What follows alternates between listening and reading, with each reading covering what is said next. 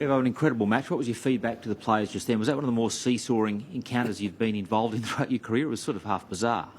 Yeah, it's one of those long seesaws that goes up pretty high, doesn't it, and down. I'm just really proud of the way that they stuck at it.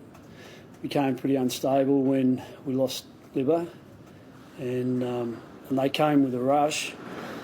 They've got some threats, and the centre bounce stuff really went in their favour for a fair period of that stanza where they came at us with their momentum. So I just felt like there was a critical moment at the end of the third quarter where Lockie Hunter smothered that ball out on that half-back flank. I just thought it was just a really inspirational act, and from that point on we seemed to get our stuff together, and three-quarter time we'd got our noses back in front, and we haven't always, especially this year, been that sound in these close games. So the way the boys pulsed and got that margin was terrific. But I don't think the cue went in the rack. But credit to Carlton, they came hard at the end there. So it's just great to come away with a win in the end. So Ed Curnow sort of half shut down Bont, and obviously you lost Libba. Was that, do you reckon, the key two factors behind the momentum shift? Partly, yeah. I mean, Marcus was having an influence, but there were others who continued to perform at a high level. Dunks had an extraordinarily good game. Jack McRae did an outstanding job on Cripps. And I felt like our halfbacks were playing tremendous games. So there were other things going in our favour. I think, in this game there's really small margins and little things that get opposition teams out into space. And it was us for a while and it was them for other periods. And you only need to take your eye off the ball just for a fraction and you hand it to them. So, but that was pivotal, yeah. And so it was a good move by them to do that, and they probably had to. But Marcus became influential forward for us in that, especially in that last quarter, to get us back on top. So that worked out okay for us. We just had to put him back in the middle, once it looked a bit threatening. Obviously you'll have scans with Libba, but what's the feeling and the early thoughts about Libba at the moment?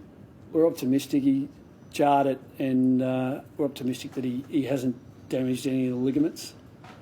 So, he will have a scan, and we'll give you some more on that when we get the detail.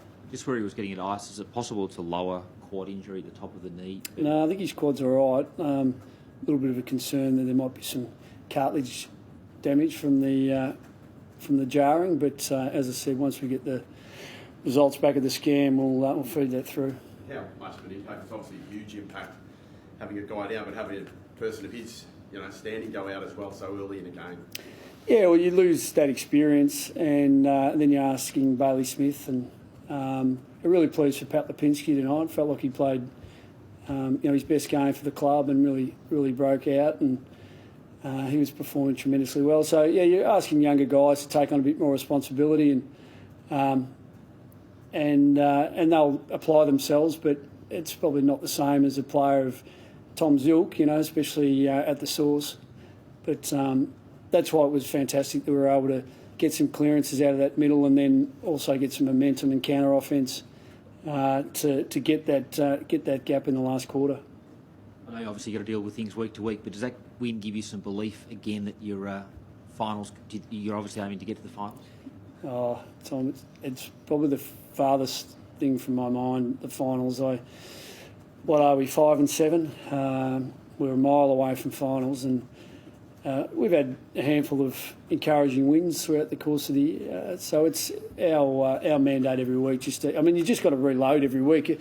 Carlton are a pretty good side on their day. They've probably had 2 or 3 games where they haven't been happy with their overall performance, but every other game they've been competitive. Beat a pretty good Brisbane side last week. We knew that we were going to have to, play pretty good footy to beat them. So, but yeah, we'll go into Collingwood on Sunday, and we were close last time we played them. We were in a bit of an arm wrestle to 3/4 time, but they were superior in the last quarter. So we'll go in believing we're every chance to get a scalp. Just getting back to what the team was able to do, arresting them and momentum, and obviously get going again, build a lead again in the last quarter. Do you see that as a significant moment as far as, even though you're not talking about finals, is getting things really going the second half? Oh, well, you can, but we had some of those things happen in the first 2 rounds, and that doesn't mean that the next week it's a fait accompli that you're going to be able to reproduce some of that momentum because you've done it the previous week. You just have to reapply yourself all over again. I think what you're alluding to is, some form of belief that you can do it, and that there's no doubt that helps, especially for some of the boys who haven't been involved in those sorts of victories. I thought Timmy English was, quite exceptional again tonight, and there's a handful of lads there's a couple of lads in our team who are really, just trying to find their feet. Ryan Gardner playing his second game, and so they're all on different learning curves, I suppose. But our Footscray team had a tremendous win this afternoon and beat Northern, and a number of the younger guys played some pretty good footy. So there's some pressure for spots there, and so that gives us some incentive to have a think about what the balance of the side might be next week. Do you feel like you're almost too dependent, it seemed tonight, on whether you won the centre clearance or lost it in terms of your capacity to control the game? Maybe a little bit, yeah. I did feel at times we were quite measured with our ball use and created some scoring chances by being quite reasonably composed just on turnover.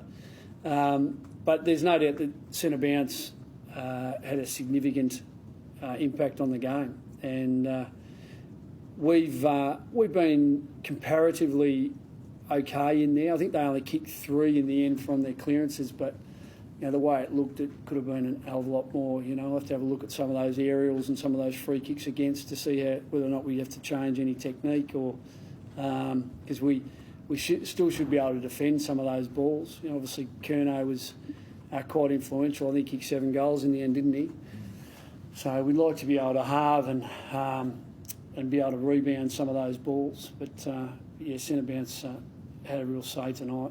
Talking about that balance of the side, you had a couple of extra tools in tonight than what you did against Carlton back in round 5. How do you think that's working? Obviously, Tringove and Gardner, the incoming players. Yeah, it's been okay. I thought Jackson was pretty good. He's evolving in our system as a key defender. He's probably been more of a lock-on player, and we're asking him to think a bit outside the square with the way he plays that role. I thought he played it as well as he has in our team since he's gone back.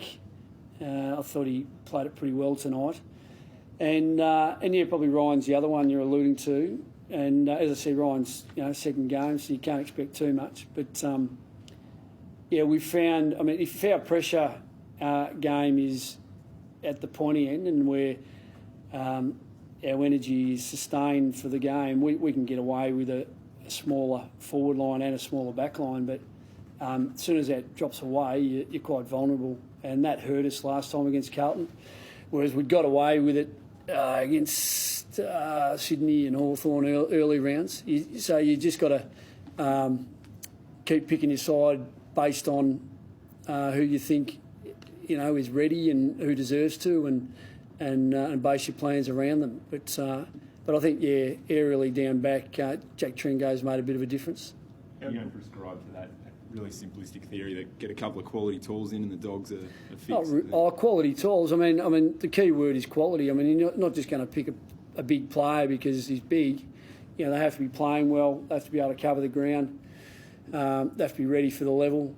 And at times, we've had lads playing at VFL level who are, key position players who haven't got a game because they just haven't been going well enough. So the incentive to play well and also looking at what the attributes you need at this level are, that's how you get picked. So, and that's why we pick guards up. He's athletically really sound. He's obviously just starting at this level, needs a bit of schooling. But over time, we hope he'll be an important key position player for us. A slightly unrelated one. There's some very initial reports that Ben Graham might have noticed some crowd issues at full time. Did he mention that to the group afterwards, or did you discuss that with him, or do you have any broad thoughts on crowd behaviour and the relationship with the security guards at the moment? No. That's a curveball, Tom. I've got no knowledge of it, and I haven't experienced any of it tonight. So hopefully everything's all right. Thanks all.